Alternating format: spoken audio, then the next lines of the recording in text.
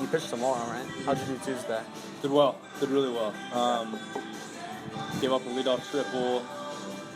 Guy got him over, scored 1 run in the first, and then put 2 zeros up in the second and third. So, Good. throwing a ton of strikes, man. I'm feeling really well. Feeling healthy, feeling strong. So, like I said, man, I have nothing to complain about. Good. And how many innings did you go? I went 3. 3 innings? Okay. I went 1 in Arizona, 2 my first start, 2 starts here, and then I went 3 on Tuesday, and I'll go 3 tomorrow. Okay, cool. There you go. Mm-hmm. And how's it feel being part of the White Sox organization? I love it. It's great.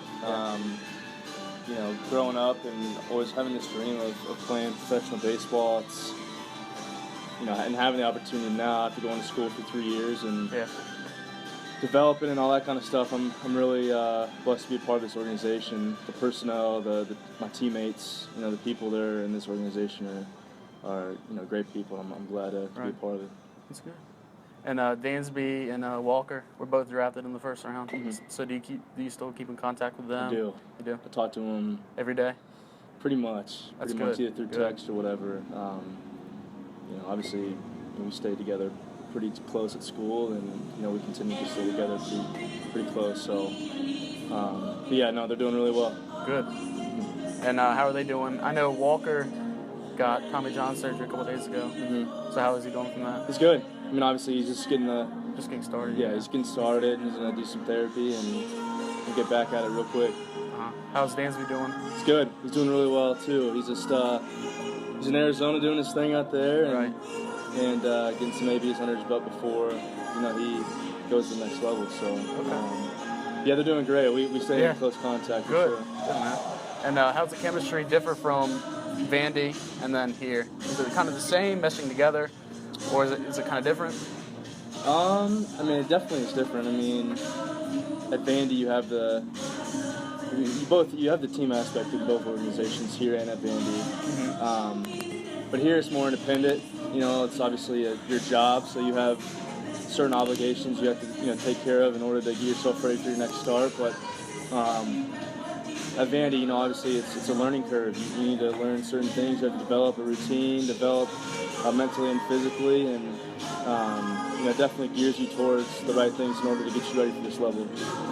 What's your biggest challenge so far in the minor leagues? I think at Vandy I was able to experience some things that would get me ready for this. Right. And I've really had any challenges. Obviously. Not throwing 98 miles an hour helps. It helps pretty good. Yes, sir. I just, obviously if you leave the ball up in the zone at this level, they're going to hit it around a little bit. And I think one of my starts I was, leaving the ball up a little bit and paid for it. But it's just learning the smaller things. Obviously there's a bigger picture to things. I was able to learn that at Vandy, develop my routine there, and it definitely helped me get prepared for this level. So I'm enjoying it. This is great, and I'm not having all the things I thought I would expect here. Right. I'm experiencing, and I just have a great group of guys with me all the time, so it kind of helps too. Any adjustments at all with your delivery? I know I heard some people talking about tweaking your delivery maybe because it's so fast-paced, but I like it personally. I like it. Yeah, it's no changes. Good. My biggest thing was being able to consistently repeat my delivery and having the potential to throw more strikes. And recently, I feel like I've thrown a ton of strikes. I've kept the ball down, and I'm staying consistent. So it's something I've worked with Sonny for a while with. He's the one that introduced me to the putting the foot on the rubber already and kind of going. Sonny Gray. Okay. And I've loved it ever since. So I'm feeling really comfortable with that. Yeah. Okay. And then what about the lifestyle from college and then to the minor leagues? Kind of living. At college you're living on your own, but at a certain point, and then playing pro ball. How is the lifestyle different? At Vandy, obviously when you go to a college program, they cater to your needs, and they make sure that you have everything and everything that you want and need to develop a routine and try to figure out what you do baseball-wise and off the field. Whereas here, it's you're on your own. Right. You're making money, you're making a living, and while doing something that you love to do. Right. But it's just it's the real world now. I mean, it's you don't have anybody there to kind of steer you in the right direction, and I feel like that's one of the reasons why college is so important, is because I was able to learn those things early on when I was at school, and it's made me feel really comfortable going out into the real world and making a living and paying certain bills. So it's just you're on your own. Right. It's a job, and you got to take care of certain things. But I feel like I'm doing that pretty well now. Good. And what about goals? Do you have goals this year you've already accomplished? Do you have long-term goals? I mean, of course, making it to the major leagues, I mean, obviously. But any short-term goals this season, goals you've already accomplished, anything? Well, current goals, I'm just trying to stay consistent. I mean, that's the game of baseball. And at this level, pitching every 5 days, I feel like you have to go out there and consistently, repeat your delivery, throw strikes, and just try to give your team, the best chance to win. So consistency is my biggest thing now. You're talking about short term, but when you talk about long term things, it's obviously the plan of the White Sox organization. So, they're going to move me along as fast as they want. I'm going to continue to develop and hopefully I can help them here in the next year or so. And you won the College World Series, of course, last year, not this past year. But how was that winning it? Last year and then this year, I'm sure it was kind of difficult going through Definitely, yeah. I mean, we were privileged to have the opportunity to play for a national championship in 2014.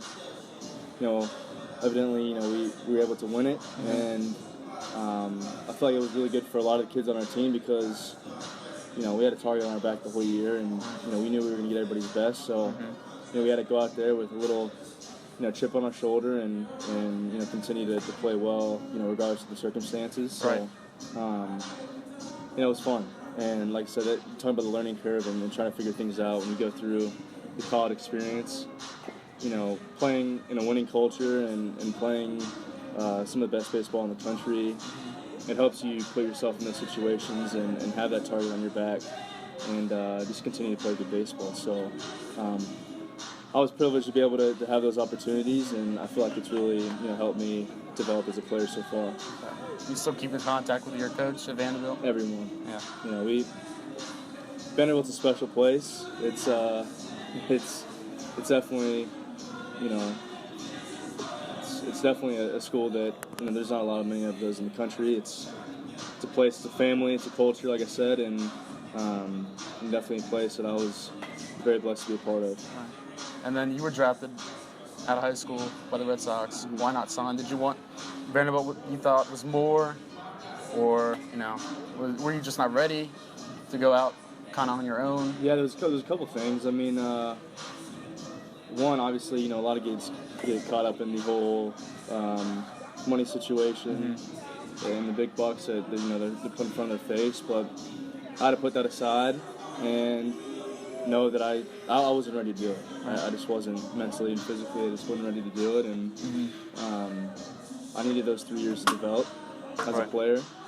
And obviously, academics was important to me too. So going and playing in the SEC, being able to be a part of a school with great academics and just a high pedigree, and being able to learn from one of the best coaches, and Coach Corbin and the rest of the coaching staff, it's definitely the right fit for me. I needed to go to school. Definitely need to. And then you signed with the White Sox, obviously, and then you donated $10,000 to the amateur City Elite program. Kind of elaborate on that, what that is and what it does. Yeah, so I heard about it because one of my past teammates, Will Coleman, he was actually a part of it, and we talked about it a few times. And then when I went to Chicago and heard about it and knew that I was able to have the opportunity to donate some of that money to them, I wanted the kids to be there. I wanted to meet some of the guys that were in the organization at the time, and when I went there, it was a cool experience because I was able to talk to those guys and the organization, people that run that too. So I love giving back. That's definitely something I'll continue to do later on in the future, and I'm glad I was able to be part of something like that. Okay, so you've been to the stadium in Chicago. Okay, have you talked to any of the current White Sox players at all? Just some passing and just through text. Obviously this time has been kind of crazy, but Purcell is actually from my hometown, so Okay. I haven't actually talked to him in person except when I was in Chicago. Okay. But growing up and seeing him come through everything was pretty cool. And then I've been texting a couple of the guys here and there, so I'm looking forward to spring training and being able to spend time with some of those guys. But I'm still unfamiliar with a lot of them. Okay.